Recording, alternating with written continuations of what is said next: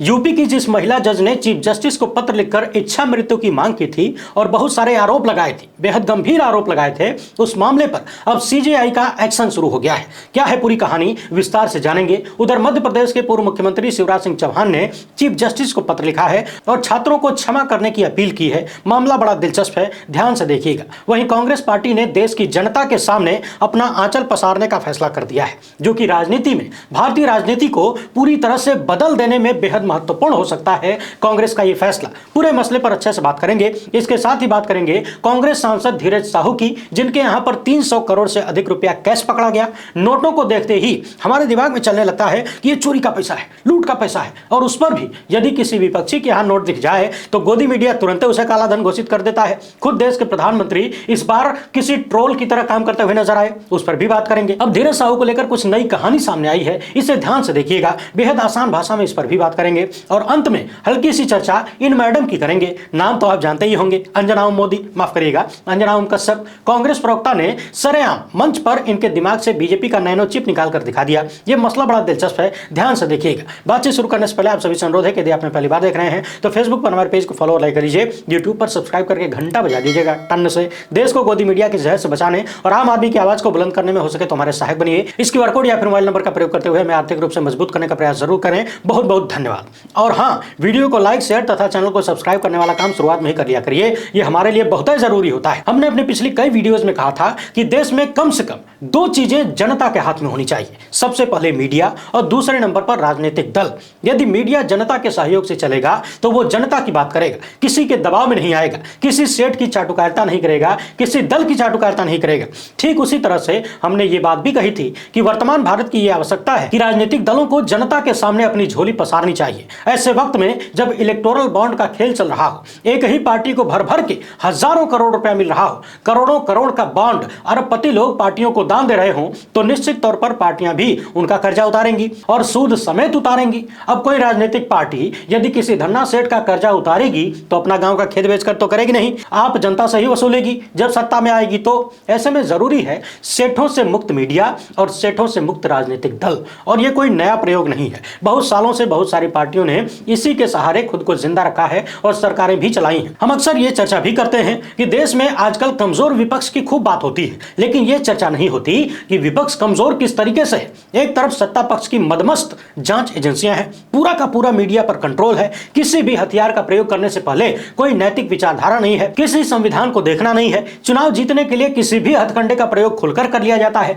Action तो बहुत दूर की बात है, चुनाव आयोग एक नोटिस तक नहीं भेजता।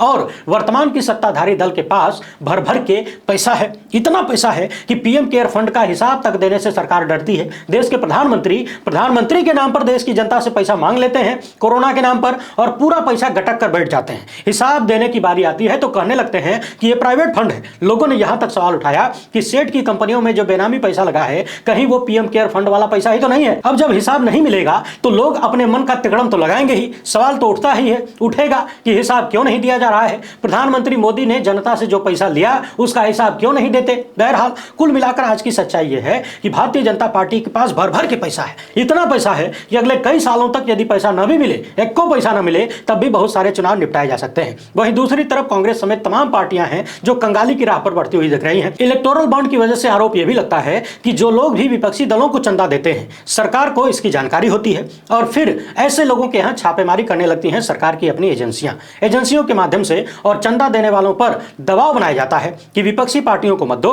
बीजेपी को चंदा दो। अब जाहिर सी बात है, जब छापेमारी और जेल जाने की बात आएगी तो कोई किसी भी विपक्षी पार्टी को चंदा क्यों देगा। शायद इन्हीं समस्याओं को देखते हुए कांग्रेस पार्टी को अब समझ में आ गया है कि जब जनता की बात सुनने और जनता की समस्याओं को समझने के लिए मीडिया ने साथ नहीं दिया तो जनता के बीच उतरना पड़ा भारत जोड़ो यात्रा के माध्यम से। तो क्यों ना आर्थिक समस्याओं को दूर करने के लिए भी जनता की मदद ली जाए। कांग्रेस के प्रवक्ताओं ने प्रेस कॉन्फ्रेंस करके जानकारी दी है कि वो लोग पब्लिक फंड जुटाने जा रहे हैं। कांग्रेस ने ट्वीट करके भी बताया है कि हम डोनेट फॉर देश के नाम से क्राउड फंडिंग कैंपेन शुरू करने जा रहे हैं और इसे 18 दिसंबर 2023 को कांग्रेस अध्यक्ष मल्लिकार्जुन खड़गे लॉन्च करेंगे। कांग्रेस के 138 साल पूरे होने पर देशवासियों से यह अनुरोध करते हैं कि 138 रुपया, 1380 रुपया या 13,800 रुपए जैसी राशि कांग्रेस को मजबूत करने के लिए कांग्रेस के खाते में डालें, ताकि कांग्रेस एक बेहतर भारत के लिए काम कर सके। इसके लिए कांग्रेस ने एक वेबसाइट भी बताया है। यह भी बताया गया है कि यहां पर credit card, debit card, net banking, UPI, RTG RTGS, NEFT या फिर क्यूआर कोड स्कैन करके भी डोनेट किया जा सकता है।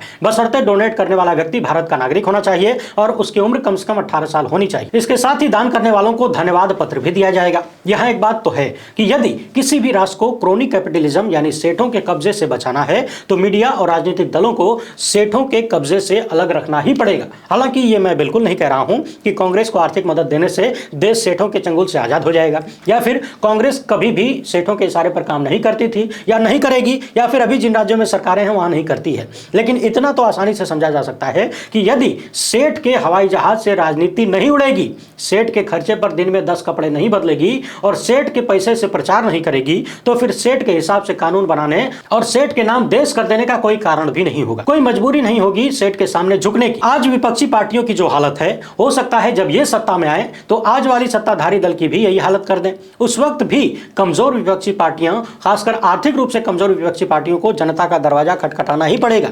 अब जब कांग्रेस की बात हो रही है तो कांग्रेस सांसद धीरज साहू की बात भी पूरी कर लेते हैं। यह मामला बड़ा दिलचस्प है। पिछले दिनों कांग्रेस सांसद धीरज साहू और उनके परिवार तथा परिवार वालों के बिजनेस से संबंधित तमाम ठिकानों पर छापेमारी हुई। मीडिया में बहुत सारे वीडियो और तस्वीरें तथा खबरें चलाई गई। किसी ने लिखा कि 200 करोड़ बरामद, मशीन हुई खराब, नोट गिनते गिनते छूटे पसीने। और चूंकि यह मामला विपक्षी पार्टी के सांसद का था तो गोदी मीडिया ने तुरंत इसे कालाधन ही की तरह प्रस्तुत कर दिया, भ्रष्टाचार का पैसा बता दिया और कहीं इशारों में तो कहीं सीधे सीधे कांग्रेस का पैसा बताया जाने लगा।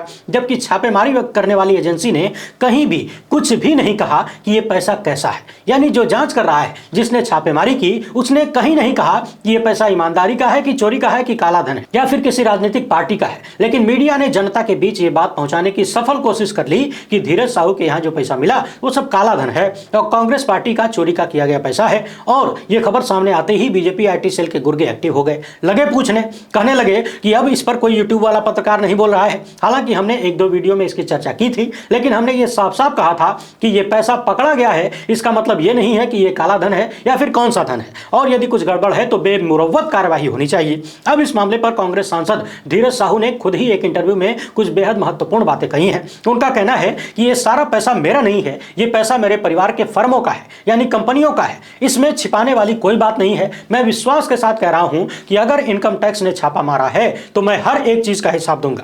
कुछ दिन इंतजार करिए, मैं खुद सामने आकर बताऊंगा, सारी चीजें जनता के सामने रखूंगा। काला धन होने के सवाल पर उन्होंने कहा कि हम लोगों के पास हर बिजनेस है, वो मेरे परिवार के नाम से है। इनकम टैक्स का जवाब आने दीजिए, ये इनकम टैक्स वाले ही बताएंगे कि ये काला धन है कि सफेद धन है। इसके अलावा धीरज साहू ने यह भी कहा कि यह छापा इनकम टैक्स ने मारा है। लोग इसे कैसे देखते हैं मुझे नहीं पता, मैं किसी पर कोई आरोप नहीं लगा रहा हूं, लेकिन यह बात मैं दावे से कह सकता हूं कि यह कांग्रेस पार्टी या फिर किसी भी और पार्टी का पैसा नहीं है। मैं 35 साल से एक्टिव पॉलिटिक्स में हूं, लेकिन मेरे साथ हुई यह पहली ऐसी घटना है जिससे मेरे दिल को बहुत चोट पहुंची है। वीडियो में बने रहिए। धीरज साहू और उनके परिवार के बारे में कुछ महत्वपूर्ण बातें हैं जिन्हें आपके लिए जानना बेहद जरूरी है। धीरज साहू ने कहा कि 35 साल की पॉलिटिक्स में पहली बार ऐसा कुछ हुआ है जिससे मेरे दिल को चोट पहुंची है। उन्होंने यह भी बताया कि उनके परिवार का शराब का बिजनेस 100 साल से भी अधिक पुराना हो चुका है। इस बीच उन्होंने सरकार को बहुत सारा रेवेन्यू दिया है। और धीरज साहू ने कहा है कि मैं खुद ही चाहता हूं कि अपनी तरफ से इन चीजों का खुलासा कर दूं, लोगों को पता चले। धीरज साहू का यह भी कहना है कि मैं राजनीति छोड़कर बिजनेस में ध्यान नहीं देता, बिजनेस मेरे परिवार के लोग करते हैं, कभी कभार उसकी जानकारी ले लेता हूं। इनका कहना है कि हमारा संयुक्त परिवार है, हम 6 भाई, उनके बच्चे हैं, सब बिजनेस से जुड़े हुए हैं। 100 साल से अधिक पुराना व्यवसाय है। जो पैसा मिला है वो सारा पैसा हमारी फर्मों का है, यानी छापेमारी में जो भी पैसा मिला वो सब फर्म का पैसा है। उन्होंने ये भी कहा कि शराब का सारा सेल, शराब जो बेची जाती है वो कैश में होता है। ये सेल्फ कलेक्शन का पैसा था, ये किसी पार्टी का पैसा नहीं था। उन्होंने ये भी कहा है कि अभी इनकम टैक्स की तरफ से ऐसा नहीं कहा गया है कि ये पैसा गैर कानूनी है। इस संबंध में जब भी मुझसे पूछताछ के लिए बुलाया जाएगा मैं पूरा हिसाब दूंगा। यानी कांग्रेस सांसद धीरज साहू का साफ साफ कहना है कि अभी तक छापा मारने वाली एजेंसी इनकम टैक्स ने इन पैसों को लेकर कोई दावा नहीं किया है, इसे गैर कानूनी नहीं बताया गया है, और जब हमसे हिसाब मांगा जाएगा तो हम हिसाब देंगे। अब जरा धीरज साहू के परिवार के इतिहास के बारे में थोड़ा सा जान लीजिए, एकदम लाइटली। इनके परिवार के लोग स्वतंत्रता सेनानी भी रह चुके हैं। इन लोगों ने बढ़ चढ़कर देश को आजाद कराने में मदद की थी। भारत के प्रथम राष्ट्रपति राजेंद्र प्रसाद समेत कांग्रेस के बहुत सारे वरिष्ठ नेताओं का इनके परिवार के साथ अच्छा रिश्ता रहा है। प्रथम राष्ट्रपति जब भी इस क्षेत्र में जाते थे तो इसी साहू परिवार के यहाँ रुका करते थे। 1947 में जब देश को आजादी मिली तो पंडित जवाहरलाल नेहरू और सरदार पटेल ने राजघरानों और देश भर के संपन्न लोगों से आर्थिक विकास के लिए सहयोग का आग्रह किया। बताया जाता है कि प्रधानमंत्री नेहरू के आग्रह पर तब धीरज साहू के पिता बलदेव साहू ने 47 लाख लाख रुपए कैश और 47 किलोग्राम सोना भारत सरकार को दान किया था। कल्पना करके देखिए, साल 1947 में जिस परिवार के पास 47 लाख रुपया कैश था और इतना खाली उन्होंने दान किया, आप अपनी कमाई या अपने धन का कितना हिस्सा दान कर पाते हैं, उससे हिसाब से अंदाजा लगा लीजिए। तो उस वक्त भी ये परिवार कितना धनाढ्य रहा होगा, सोच कर देखिए। पंडित नेहरू और सरदार पटेल के आग्रह पर देश भर के अमीर लोगों ने देश की प्रगति के लिए दान किया। उसमें यह परिवार भी था जिसने 47 लाख रुपया कैश और 47 किलोग्राम सोना भारत सरकार को दान कर दिया। यानी एक बात तो साफ है कि यह परिवार नया नवेला अमीर नहीं बना है। ऐसा नहीं है कि 9 साल पहले ये लोग अमीरी के मामले में 600 से भी निचले पायदान पर थे और एक खास पार्टी की सरकार आते ही दुनिया में 2 नंबरी अमीर बन गए। मगर इन सब के बावजूद हम ये बिल्कुल नहीं कह रहे हैं कि जो कैश पकड़ा गया वो ईमानदारी का है कि बेईमानी का है। ये काम जांच एजेंसी का है। लेकिन सवाल ये उठता है कि जब इनकम टैक्स ने इस कैश के बारे में अब तक कुछ कहा ही नहीं, तो गोदी मीडिया और भाजपा के तमाम नेता और खुद देश के प्रधानमंत्री किस आधार पर इसे लूट का पैसा और चोरी का पैसा कहने लगे। खुद देश के प्रधानमंत्री ने दैनिक भास्कर की इस खबर को शेयर करते हुए क्या लिखा है, पढ़ लीजिए। लिखा है कि देशवासी इन नोटों के ढेरों को देखें और फिर इनके नेताओं के ईमानदारी के भाषणों को सुने। जनता से जो लूटा है उसकी पाई पाई लौटानी पड़ेगी, ये मोदी की गारंटी है। क्या इस मामले पर देश के प्रधानमंत्री को यह जवाब नहीं देना चाहिए कि उन्होंने किस आधार पर इस कैश को लूट का पैसा कह दिया, जबकि उन्हीं के सरकार की जांच एजेंसी ने अब तक इस पैसे के बारे में कुछ भी नहीं कहा। और यदि कल को धीरज साहू के फर्मों ने सारा हिसाब किताब दे दिया, सिद्ध हो गया कि यह पूरा पैसा ठीक था। ध्यान में रखिएगा, हम बिल्कुल कोई क्लीन चिट नहीं दे रहे हैं और दे भी नहीं सकते। हम होते कौन है देने वाले। मगर सवाल यह है कि यदि साहू परिवार ने सारा हिसाब किताब दे दिया, सारा पैसा ईमानदारी का निकला, तो क्या देश के प्रधानमंत्री देश से माफी मांगेंगे? क्या गोदी मीडिया देशवासियों से माफी मांगेगा कि उसने बिना किसी आधार के ही कांग्रेस पार्टी समेत साहू परिवार को बदनाम कर दिया, निराधार आरोप लगाए? पिछले दिनों गोदी मीडिया का एक मशहूर लपटजंडिस कह रहा था कि धीरज साहू ने चुनावी हलफनामे में अपनी संपत्ति 38 करोड़ बताई, जबकि 350 करोड़ पकड़ा गया, उनके ठिकानों से बरामद हुआ, वो भी कैश। और तिहाड़ रिटर्न लपटझंडेस ये भी कह रहा था कि इतना बड़ा झूठ बोलने वाला व्यक्ति संसद में बैठा है। बड़ा सवाल यह भी उठता है कि गोदी मीडिया के ये लपटझंडेस किस आधार पर इतने गंभीर आरोप लगा रहे हैं। यदि इनकम टैक्स को कल के दिन सारा हिसाब किताब मिल गया, कहीं कोई गड़बड़ी नहीं मिली, तो क्या ये लोग देश की जनता से माफी मांगेंगे? वैसे भी ऐसे लोगों से कोई उम्मीद करना बेमानी है, क्योंकि सुधीर चौधरी तो खुद 100 करोड़ की घूस लेते हुए रंगे हाथ पकड़ा गया था। उसकी वीडियो पूरे देश ने देखी। 14 दिनों की नॉन स्टॉप जेल यात्रा करके आए थे साहब, और फिर 2000 के नोट में नैनो चिप के लिए इसने आज तक देश से माफी नहीं मांगी।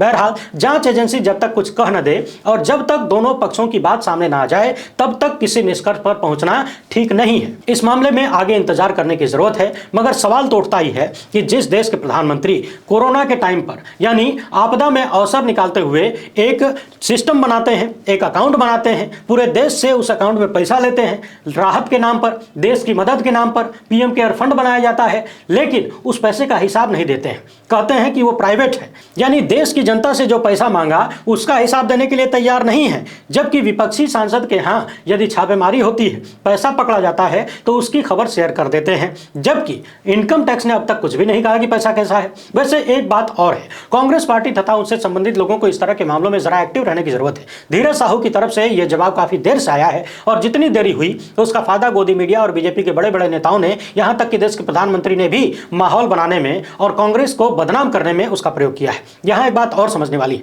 धीरज साहू के मामले में बिना किसी आधार के गोदी मीडिया कई दिनों से आपको कैश दिखा रहा है, भ्रष्टाचार और काले धन की बात कर रहा है, लेकिन वहीं दूसरी तरफ उत्तर प्रदेश के सोनभद्र से भाजपा विधायक रामदुलार गौड़ को नाबालिग से दुष्कर्म के मामले में कोर्ट ने 25 साल की सजा सुनाई, 10 लाख का जुर्माना लगाया। इस मामले पर कहीं कोई डिबेट आपको नजर नहीं आएगी। इसमें चौंकाने वाली बात यह भी है कि पीड़िता की तरफ से यह भी आरोप सामने आया कि विधायक ने तमाम तरीकों से इनके परिवार पर दबाव बनाने की कोशिश की, 40 लाख रुपए घूस देने की कोशिश की, नाबालिग लड़की का फर्जी मार्कशीट बनवाकर यह साबित करने की भी कोशिश की कि वह नाबालिग नहीं। और जब कोर्ट ने भाजपा विधायक को दोषी साबित कर दिया, इसके बाद यानी पिछले 12 दिसंबर के बाद विधायक का बेटवा फिर से पीड़िता के घर वालों को जान से मारने की धमकी देता है, घर तोड़ने की धमकी देता है, सब कुछ बर्बाद करने की धमकी देता है। और यह सब कुछ उस राज्य में होता है जहां के मुख्यमंत्री कहते हैं कि राम राज्य चल रहा है। सवाल यह है कि क्या उत्तर प्रदेश के मुख्यमंत्री अपने विधायक के बेटे के खिलाफ कोई कार्रवाई करेंगे? और उससे भी बड़ा सवाल यह है कि अब जब विधायक को सजा सुना दी गई है, तो फिर पीड़िता के परिवार वालों की जिंदगी कितनी दूभर कर दी जाएगी। चौंकाने वाली बात यह भी है कि जिस नाबालिग लड़की के के साथ विधायक ने कुकर्म किया, उसकी शादी तो हो गई, होने के बाद उसके ससुराल तक पहुंच गया, धमकाने की कोशिश की गई। और फिर जब बेटा बाप के बलात्कार को छुपाने और सजा रोकने की कोशिश कर रहा है तो फिर पूरे परिवार की मानसिकता आपको बड़े आसानी से समझ लेनी चाहिए। बाकी नेता टाइप के लोग जेल के भीतर से भी क्या क्या करवा सकते हैं, ये सब तो आप जानते ही हैं। यानी पीड़िता के परिवार को अब और ज्यादा सुरक्षा की जरूरत है, क्योंकि जब सजा मिलने से पहले विधायक और उसका परिवार इतने सारे गंभीर प्रयास कर चुके हैं, तो अब जब सजा मिल चुकी है तो उसके बाद क्या क्या नहीं कर सकते। आप अक्सर ऐसी कहानियां सुनते होंगे, खबरें सुनते होंगे कि पीड़िता के परिवार का ट्रक एक्सीडेंट हो गया, घर में आग लग गई, बहुत कुछ होता रहता है। सवाल यह है कि क्या उत्तर प्रदेश पुलिस और वहां की सरकार इस पीड़ित परिवार को सुरक्षा दे पाएगी, उसे यह एहसास करा पाएगी कि सरकार उनके साथ है, प्रशासन उनके साथ है। पिछले दिनों उत्तर प्रदेश की ही एक महिला जज ने चीफ जस्टिस को पत्र लिखा था और कहा था कि सरेआम कोर्ट में उनका शारीरिक शोषण करने की कोशिश हुई, उन्हें गंदी गंदी गालियां दी गई, खाने के बाद मिलने को बुलाया गया, जब उन्होंने मना कर दिया तो उन्हें टॉर्चर करना शुरू कर दिया गया। चीफ जस्टिस को लिखे पत्र में उस महिला जज ने यह भी आरोप लगाया कि दूसरों द्वारा की गई गलतियों के लिए भी इस महिला जज को प्रताड़ित किया जाता था। इसके साथ ही बहुत सारे आरोप इन्होंने लगाए थे। इस महिला जज ने यहां तक लिख दिया था कि देश की तमाम वर्किंग महिलाओं को संदेश दे रही हूं कि आप जहां भी काम करती हैं वहां यौन शोषण के साथ जीना सीख लीजिए और इसके खिलाफ लड़ना नहीं है, क्योंकि मैंने लड़कर सब कुछ देख लिया है। इस देश में न्याय मांगना भीख मांगने जैसा है और इस पुरुषवादी समाज से लड़ना बहुत मुश्किल है। उस महिला जज ने यह भी लिख दिया कि मैं दूसरों को न्याय कहां से दे पाऊंगी जब मैं खुद ही न्याय नहीं ले पा रही हूं। उन्होंने chief justice of India DY Chandrachud से कहा कि आप मुझे इच्छा मृत्यु की अनुमति दें, अब मैं जीना नहीं चाहती। इलाहाबाद हाईकोर्ट में इस मामले पर आंतरिक जांच चल रही है। चीफ जस्टिस को जब यह पत्र मिला तो उन्होंने इलाहाबाद हाईकोर्ट से स्टेटस रिपोर्ट मंगवा ली है। सुप्रीम कोर्ट के सेक्रेटरी जनरल ने हाईकोर्ट प्रशासन से महिला जज की तरफ से दी गई सारी शिकायतों और कार्रवाई का स्टेटस मांगा है। यानी चीफ जस्टिस ने इस मामले का संज्ञान लिया है और अब तक इस महिला जज ने कौन कौन सी शिकायतें की हैं, कैसी कैसी शिकायतें की हैं, उन शिकायतों पर क्या कार्रवाई हुई है, यह सारा ब्यौरा चीफ जस्टिस डीवाई चंद्रचूड़ ने मंगवा लिया है। यहां एक बात और याद दिला दें, इस महिला जज ने सुप्रीम कोर्ट पर भी आरोप लगाया था कि सुप्रीम कोर्ट ने इनके मामले को 8 से 10 सेकंड के भीतर निपटा दिया। इस तरह से सुना गया जैसे सुना ही न गया हो। अब देखना यह है कि स्टेटस रिपोर्ट मंगवाने के बाद चीफ जस्टिस का एक्शन कैसा होता है, इस महिला जज को न्याय किस रूप में मिलता है। हालांकि चीफ जस्टिस के बारे में यह कहा जाता है और तमाम मौकों पर उन्होंने यह दिखाने का प्रयास भी किया है कि वो महिलाओं को लेकर, उनके हकों और अधिकारों को लेकर एक्टिव रहते हैं। उधर मध्य प्रदेश के पूर्व मुख्यमंत्री शिवराज सिंह चौहान ने भी जबलपुर हाईकोर्ट के चीफ जस्टिस को पत्र लिखा है। दरअसल पिछले दिनों हिमांशु और सुकृत नाम के 2 छात्रों ने एक जज के ड्राइवर से कार छीन लिया क्योंकि वाइस चांसलर को अस्पताल पहुंचाना था। अब ये दोनों छात्र जेल में हैं क्योंकि इन पर डकैती का मामला दर्ज हो गया। एक छात्र के पिता का कहना है कि बेटे ने सेवा की भावना से ऐसा किया, सोचा नहीं था कि उस पर डकैती का अपराध दर्ज हो जाएगा। इसी मामले पर पूर्व मुख्यमंत्री शिवराज सिंह चौहान ने मुख्य न्यायाधीश को पत्र लिखकर कहा है कि मानवीय आधार पर सहयोग और जान बचाने के अभिप्राय से यह अपराध हुआ है। यह अपराध है पर क्षमा योग्य भी है। इसके अलावा मध्य प्रदेश के वर्तमान मुख्यमंत्री डॉक्टर मोहन यादव ने कहा है कि हम छात्रों की पूरी तरह से मदद करेंगे, पुलिस जल्दबाजी न करे, गंभीर धाराएं लगाने से बचने की जरूरत है। हिमांशु और सुकृत दोनों ही एबीवीपी से जुड़े हुए हैं। दैनिक भास्कर के अनुसार हिमांशु शर्मा आरएसएस का सेवक भी है। आइए अब जरा गोदी मीडिया की बात करें। आप जानते हैं कि गोदी मीडिया गोदीय मीडिया रहने वाला है, उसके भीतर कोई सुधार नहीं होने वाला। बहरहाल वीडियो पसंद आई हो तो लाइक और शेयर जरूर करें। पहली बार देख रहे हैं तो चैनल को सब्सक्राइब कर लीजिए। हमसे जुड़ने के लिए बहुत बहुत धन्यवाद। चाहिए।